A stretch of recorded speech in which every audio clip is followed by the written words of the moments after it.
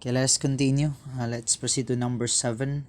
So, 2y raised to the power of 2 times 3x. Again, naka-horizontal pa rin tayo. So, napata sa times. So, same pa rin ang gagawin. Multiply numerical coefficient first. So, 2 times 3 is equal to 6. Then, after that, add the exponent of the same variable. Pag wala, kopyahin lang. So, y. Meron bang y sa kabila? Wala. So, kopyahin lang yan. Wala kang ibabawas, wala kang idadagdag. So, y raised to the power of 2. Again, kinopya lang natin. Ang x, meron ba? Wala rin. So, kukopyahin lang. Kumbaga, ididikit lang yan. Okay? So, this is now our final answer. Ganun lang yan kadali. Next, 4v raised to the power of 3 times v raised to the vu raised to the power of 2. Again, numerical coefficient muna tayo. 4 times, pag walang nakalagay dyan, understood na 1. 4 times 1 is equal to 4. Now, proceed sa variable.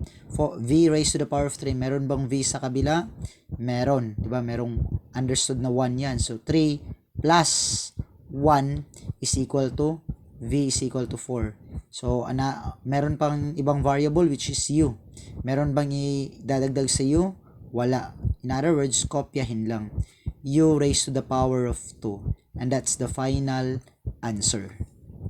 Next, 4a raised to the power of 3, b raised to the power of 2 times, gano'n na, a raised to the power of negative 4, b raised to the power of negative 3.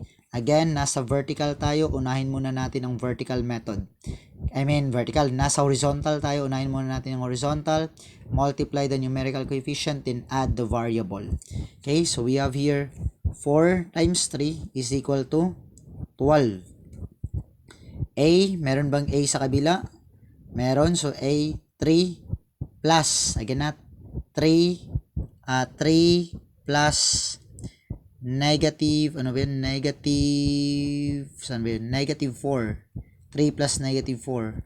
Unlike sign, subtract, so 1. Ang mas malaki is si 4, so we have negative 1. So we have here, A is raised to the power of negative 1. B. Meron bang B sa kabila? Meron. 2 plus negative 3 is equal to negative 1. Take note, di ba sabi natin kanina, pag negative, no, sa roll, pag negative, wala nating ibang mas-simplify niyan, no, except the negative exponent. Pag negative, ika-convert natin yan sa, or i-reciprocate natin yan. So, if we're going to make a fraction bar here, so, si 12, kasi positive naman ang kanyang exponent, pag walang nakalagay dyan, understood na 1, positive.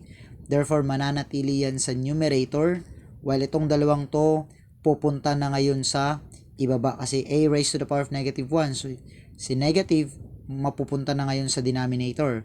B rin is negative, so mapupunta rin siya sa denominator. Hindi na natin kinakailangan lagyan to ng 1 dito kasi meron namang 12.